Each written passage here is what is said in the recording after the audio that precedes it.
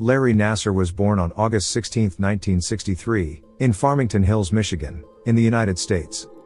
He initially aspired to be a physician, driven by a desire to help people and make a positive impact on their lives. Nassar earned his medical degree from Michigan State University's College of Osteopathic Medicine in 1993, specializing in sports medicine and osteopathic manipulative treatment. In the late 1990s, Nassar became involved with USA Gymnastics, the national governing body for gymnastics in the United States. He was appointed as the team physician for the women's artistic gymnastics team, a position he held from 1996 to 2015. Nassar gained the trust of young aspiring gymnasts, their families, and fellow coaches as he traveled with the team to major competitions, including the Olympic Games.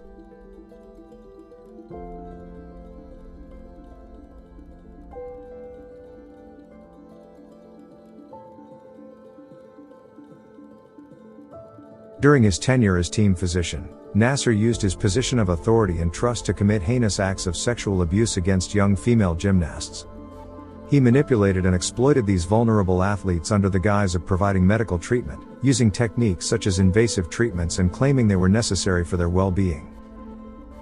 His crimes went undetected for many years due to a culture of silence and the power dynamics within the gymnastics community. Victims who spoke out were often dismissed or ignored, allowing Nassar to continue his abusive behavior. The magnitude of Nassar's crimes came to light in 2016 when a team of investigative journalists at the Indianapolis Star published an article revealing allegations of sexual abuse by Nassar made by former gymnast Rachel Denhollander. Gabby Douglas, an Olympic gold medalist, expressed her support for her fellow gymnasts and survivors while also highlighting the challenges faced by athletes in coming forward with allegations of abuse. Douglas acknowledged the pressure and fear athletes may experience in reporting abuse and called for a supportive environment where athletes feel safe to speak up. The floodgates opened, and more survivors began to come forward, sharing their stories of abuse at the hands of Nassar. Over 300 victims eventually emerged, including prominent athletes like Simone Biles, Ali Raisman, and Michaela Maroney. Simone Biles, one of the most accomplished gymnasts of all time and a survivor of Nassar's abuse, has been vocal about her experience and the need for accountability. She has used her platform to advocate for justice for survivors and to call for systemic changes within USA Gymnastics and other sports organizations. Biles has been a strong advocate for athlete safety and has emphasized the importance of mental health support for athletes. Thank you, Chairman Durbin, Ranking Member Grassley, and members of the Judiciary Committee for inviting me to speak today. As most of you are probably aware, I was molested by the U.S. Gymnastics national team and Olympic team doctor, Larry Nassar. And in actuality, he turned out to be more of a pedophile than he was a doctor. What I'm trying to bring to your attention today is something incredibly disturbing and illegal. After telling my entire story of abuse to the FBI in the summer of 2015, not only did the FBI not report my abuse, but when they eventually documented my report 17 months later, they made entirely false claims about what I said. After reading the Office of Inspector General's OIG report, I was shocked and deeply disappointed at this narrative they chose to fabricate. They chose to lie about what I said and protect a serial child molester rather than protect not only me, but countless others. My story is one in which Special Agent in Charge Jay Abbott and his subordinates did not want you to hear, and it's time that I tell you. In the summer of 2015, like I said, I was scheduled to speak to the FBI about my abuse with Larry Nassar over the phone. I was too sick to go meet with anyone in person, and talking about this abuse would give me PTSD for days. But I chose to speak about it to try and make a difference and protect others. I remember sitting on my bedroom floor for nearly 3 hours as I told them what happened to me. I hadn't even told my own mother about these facts, but I thought as uncomfortable and as hard as it was to tell my story, I was going to make a difference, and hopefully protecting others from the same abuse. I answered all of their questions honestly and clearly, and I disclosed all of my molestations I had endured by Nassar to them in extreme detail. They told me to start from the beginning. I told them about the sport of gymnastics, how you make the national team, and how I came to meet Larry Nassar when I was 13 at a Texas camp. I told him that the first thing Larry Nassar ever said to me was to change into shorts with no underwear because that would make it easier for him to work on me. And within minutes, he had his fingers in my...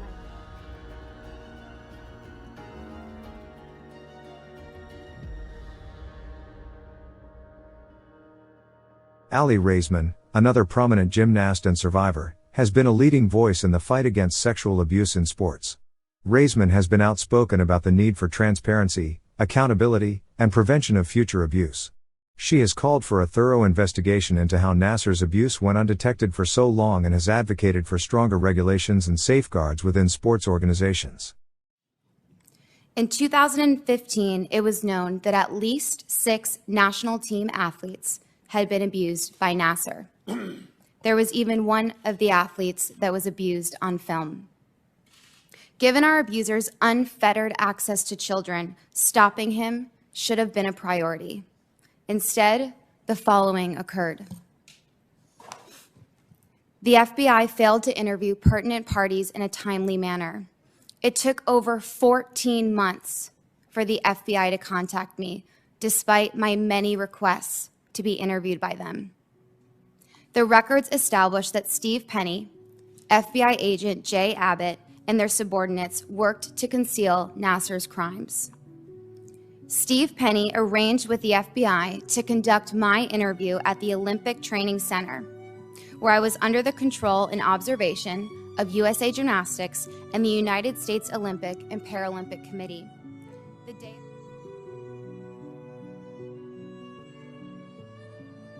Michaela Maroney, an Olympic gold medalist and survivor of Nassar's abuse, has also been actively involved in raising awareness and supporting fellow survivors. Maroney has spoken openly about her experiences and has called for justice and reform within the gymnastics community. She has become an advocate for child abuse prevention and has emphasized the importance of listening to and believing survivors.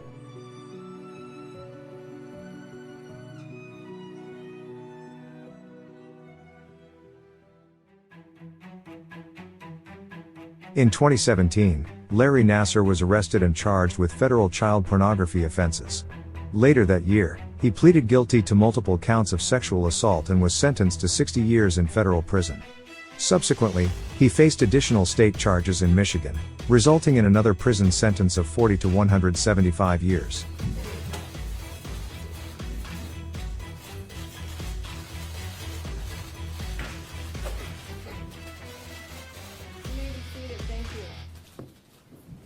And discovering that I could not only trust my abuser, but I could not trust the people surrounding him has been devastating.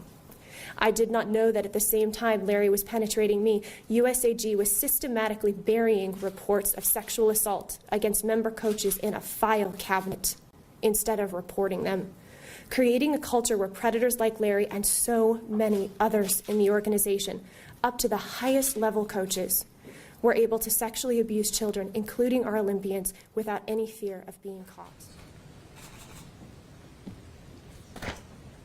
Sir, I'm giving you 175 years, which is 2,100 months.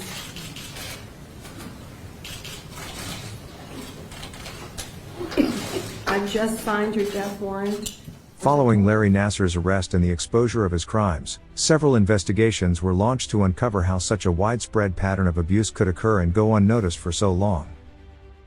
In 2018, an independent investigation commissioned by the United States Olympic Committee was conducted by the law firm Ropes & Gray.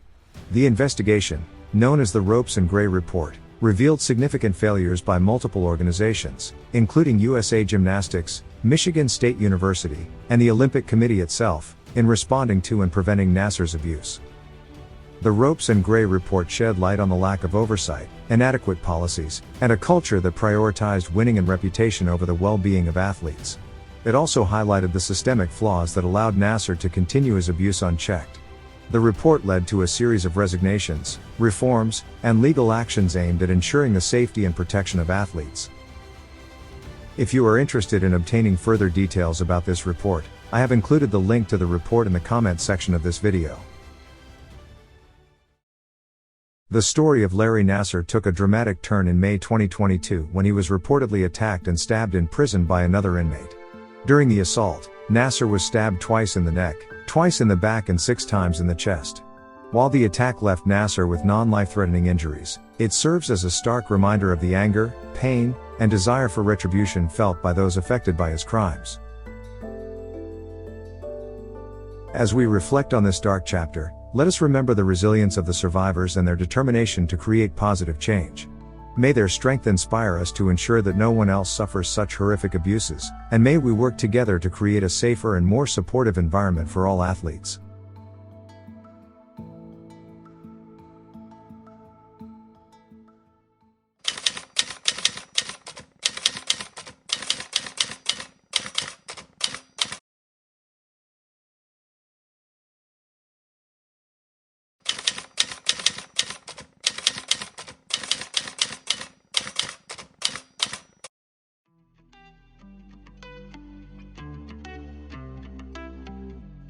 I'm super excited to hear what you all think about this topic.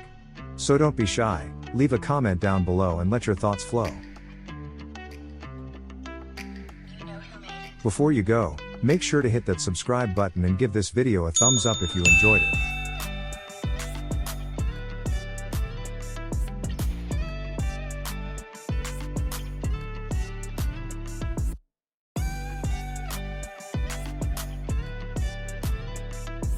Thank you for being a part of this awesome community.